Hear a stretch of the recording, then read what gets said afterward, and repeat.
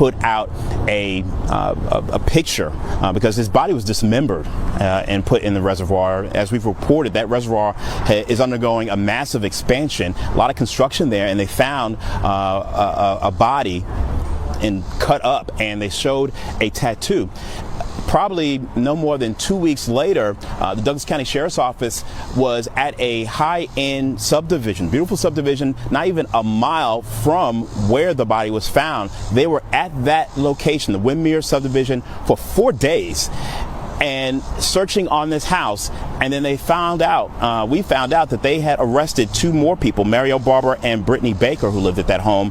Mario Barber and David Barber are related. We understand they are brothers. And fast forward just a couple weeks later into July, Ambria Boyd, who is Parker's girlfriend, was also charged, the third suspect in this gruesome murder. But it does help us try to put all of this together as we try to figure out what happened here. According to the mom, Barbara, her son didn't know him. Apparently, Barbara and the Barbers and Baker were friends of his girlfriend, and she believes that this was some type of a setup. Tonight, the father of a man whose mutilated body was found in a reservoir was disturbed to learn his son's girlfriend is now among 3 people charged with the murder. Channel 2's Tom Jones is live in Douglas County. And Tom, investigators say the girlfriend tried to throw them off the trail. Yeah, Linda, according to arrest warrants, Ambria Boyd came here to the jail and told investigators she knew the name and number of Jamaal Parker's real killer. That's when investigators looked into it and found out Boyd was friends with his real killer, was at the killer's home, and was with Jamaal right before he was killed. Jamaal's father says he wants everyone involved in his son's death in custody. All the pay. Mainly this last one, which was his so-called girlfriend. The father of 37-year-old Jamaal Parker says murder suspect Ambria Boyd was his so-called girlfriend. He was surprised to learn she's accused of killing his son, since he says she's been so torn up over his death. She'd been corresponding with Jamaal's mom like she didn't know what was going on.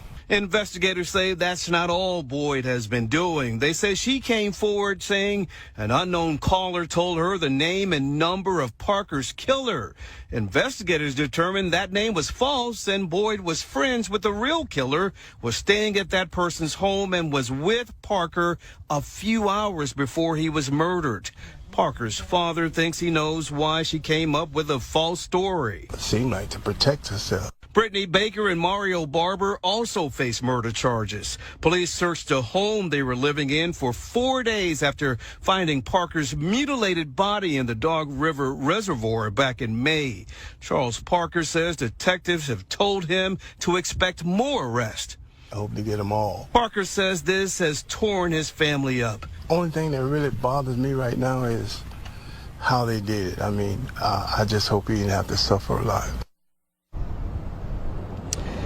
Parker says he has not been able to have a funeral for his son because of the condition of his body. Now, Boyd faces murder, false statements, and obstruction. She is here in jail without bond. This is Open Mic Media reporting from the beautiful Douglasville, Georgia. Behind me is the jail here at Douglasville, where the 4th suspect of Jamaal Parker death is being held behind me. He is a shooter. His name is David Devontae Barber. He's the brother of Mario Barber. That's right. He's the shooter. All right. Devontae shot Mr. Parker twice. He stabbed Mr. Parker 5 times until Mr. Parker was unalive. Now, all 4 of them took parts in his death, whether taking the body parts to the Dogs River, cutting his body up. All of it was involved in some kind of way. All right, so now it's still an ongoing investigation. So I may come back with more information, but giving you an update. Douglas County went, searched, and found the fourth suspect in this murder of Jamaal Parker. Guys, be careful out there. Please pray for this family. Please pray for Jamaal Parker's mother. She came here in Douglasville. She spoke to a couple of networks about how she felt. The machine cuts through the mud and then it stops. Not because it broke down, because someone yelled first. One of the crew leans over the edge of the water, and whatever he sees makes him go completely still. Then he starts calling for the others. Within seconds, the whole job site has stopped moving. Heavy machines idle. Men who've spent years doing hard, unglamorous labor stand frozen at the edge of a reservoir, staring down at something none of them expected to find on a Tuesday morning. It's a body, but it isn't whole. West of Atlanta, past where the highway narrows and the trees crowd in close, Dog River Reservoir has sat quiet for decades. Over 200 acres of still water that feeds Douglas County's taps. People drink from it without a second thought. Commuters pass it every day without glancing twice. It has never, not once, been the kind of place anyone expected to find a crime scene. Until mid-May, when a routine expansion crew pulled a dismembered human body out of the shallows, and some of the pieces, investigators would later admit, were never recovered at all. No name, no ID, no explanation. Just a reservoir that had been hiding something far worse than anyone imagined, and a killer who, in that exact moment, still believed they'd gotten away with it. What happened to the man in that water, and who wanted him erased this completely, is a story that gets stranger with every answer investigators find. Recovery teams worked the reservoir for hours, and what they found only deepened the confusion. The body wasn't just dismembered, it was scattered. Pieces spread through the shallows as if someone had wanted the water itself to finish the job of erasing him. Some remains were never located at all. That single detail meant this case would carry an unfillable gap from day one. No wallet, no ID, no cause of death investigators were willing to release publicly. Just remains, and a killer who had clearly taken deliberate steps to make identification as difficult as possible. The Georgia Bureau of Investigation took over and ran straight into a wall. The condition of the remains ruled out the fastest, most reliable identification methods. No quick match, no easy answer. For weeks, the case sat exactly there, a body with no name in a reservoir that still, every single day, fed water to a county that had no idea what had been sitting beneath the surface. Investigators were left with one thread: tattoos. Specific enough that someone, somewhere, might recognize them. So they released the photographs to the public and asked the only question they had left: does anyone know this man? Somewhere in Atlanta, someone did. His name was Jamaal Rashad Parker, 37 years old, a son, a friend, and to a wide stretch of Atlanta's nightlife, one of the most familiar faces behind the bar. Jamaal worked at Miss Icy's Kitchen and Bar, but his reputation traveled well past that one address. He'd poured drinks in spots across the city, and he was the kind of bartender people remembered long after the night ended, not because of speed or showmanship, but because he made people feel noticed. If someone walked in carrying a rough day, Jamaal had a way of making sure they didn't walk out still carrying it. He invented new drinks just to watch a stranger's face change at the first sip, and the bar was only one part of him. Jamaal made music. He made art people actually hung on their walls. He created things constantly, in every direction available to him, because that was simply who he was. The people who loved him didn't reach for complicated language. They called him a beautiful soul, someone who loved life, and loved the people he crossed paths with, without holding much back. That's the man investigators were trying to name, not a case file. A person whose whole life had been built around handing other people small, unexpected moments of joy. And here is the detail that makes this harder to sit with. While Jamaal's own family went about their days, a story was already moving through local news. An unidentified body pulled from a reservoir, no name attached. They read it the way most of us read stories like that, with a small shake of the head and a quiet, unconscious thought: Thank God that's not someone I know. They had no idea they were reading about their own son. With the fastest identification methods off the table, the tattoo photographs were all investigators had left. It worked. A woman who had once dated Jamaal saw the images on the news and recognized the ink immediately. She didn't hesitate. She called his father. That single phone call is the reason this case has a name attached to it at all. Charles Parker went straight to detectives and handed over his own DNA on the spot. The lab ran the comparison, and the answer came back the way a father fears most. The remains from Dog River Reservoir belonged to his son. Now investigators had a name, and a family standing in the worst moment of their lives. What they still didn't have, the only thing that actually mattered from here forward, was who did this to him. If this case has your attention the way it held Douglas counties, this is a good point to subscribe, because naming Jamaal wasn't the end of this story. It was the beginning of a second investigation that had been sitting in plain sight the entire time, 30 miles away. The road to the people behind Jamaal's death didn't start with his murder. It started somewhere else, with a completely different crime, in a house that had no obvious connection to a reservoir 30 miles away. The address was on Langdale Chase, an upscale street in Douglasville. Clean lawns, quiet driveways, the kind of neighborhood that looks like success from the curb. Nothing about that house would make a passing driver slow down. That ordinary appearance is exactly what makes this part of the story so unsettling. That's the house investigators now believe Jamaal walked into, and never walked back out of. Deputies arrived and stayed for 4 straight days, working the property slowly and methodically, the pace investigators only move at when they already know what they're looking for.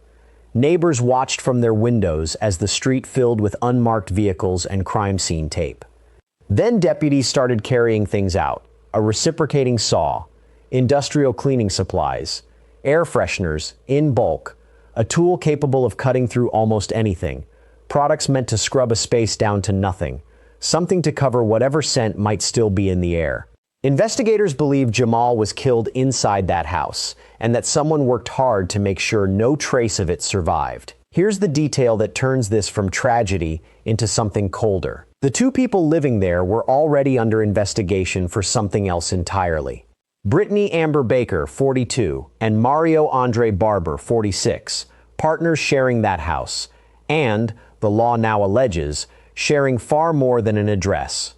Detectives found what they described as a working fraud operation: stolen driver's licenses, manufactured IDs, fake plates, forged registrations. According to arrest warrants, Baker and Barber had built a piece of their lives around becoming other people on paper. This wasn't a one-time mistake. The evidence suggested a practiced craft. In late May, that craft caught up with them. Baker and Barber were arrested on identity theft, forgery, fake documentation, and drug charges. Both already carried lengthy criminal histories.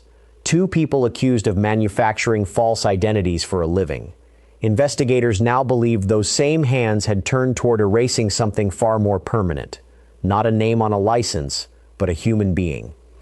2 separate investigations, moving down 2 separate tracks. And somewhere in the middle, they crossed. By mid-June, deputies had enough. Brittany Baker and Mario Barber were each charged with murder in the death of Jamaal Parker. One question still had no public answer. How did Jamaal even know these 2 people? Authorities hadn't explained how a beloved Atlanta bartender ended up crossing paths with a couple running a forgery operation 30 miles outside the city, or whether he'd simply trusted the wrong people on the wrong night. Both were brought before a judge the following day. Both pleaded not guilty. Both were held without bond. No release while the case moved forward, no explanation offered to the public, no account of what actually happened inside that house. Outside the courthouse, Jamaal's relatives gathered, and a chant rose up: "Justice for Jamaal." At the center stood Charles Parker, the same man who'd handed over his own DNA to identify what was left of his son. He said he wanted them punished, and that no punishment on the books felt like enough. What cut deepest, he said, was what the family saw in the 2 accused afterward: no regret, no remorse. Because of the condition Jamal's body was left in, his family couldn't hold a normal funeral. They turned to a fundraiser just to cover the cost of burying what could still be buried. For a while, that's where the story stood. Then, in July, it cracked open again, and this time, the betrayal cut closer to home. On July 7th, Douglas County deputies made a third arrest. The person taken into custody wasn't a stranger to this story at all. Her name was Ambria Boyd, 35, by her own account, Jamal's girlfriend. She was charged with murder, just like Baker and Barber. But her charges went further, making false statements and obstructing the investigation into the man she was supposedly grieving. Investigators say Boyd came to them claiming an unknown caller had given her the name and address of Jamal's killer. On its face, it looked like a lead. It wasn't. Detectives ran it down and found the name she'd given them was fabricated, a dead end, built on purpose. The deeper investigators looked, the worse it became. They allege Boyd wasn't simply a girlfriend standing on the outside of this. She was, by their account, friends with the person they now believe is the actual killer. She had reportedly been staying at that person's home and had reportedly been with Jamal only hours before he was killed.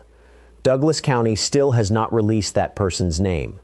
The individual investigators describe as the real killer remains publicly unidentified. If you're invested in where this goes, this is the moment worth subscribing for, because the person investigators believe actually killed Jamaal Parker is still out there, still unnamed. For Charles Parker, the news about Boyd landed differently than the first two arrests.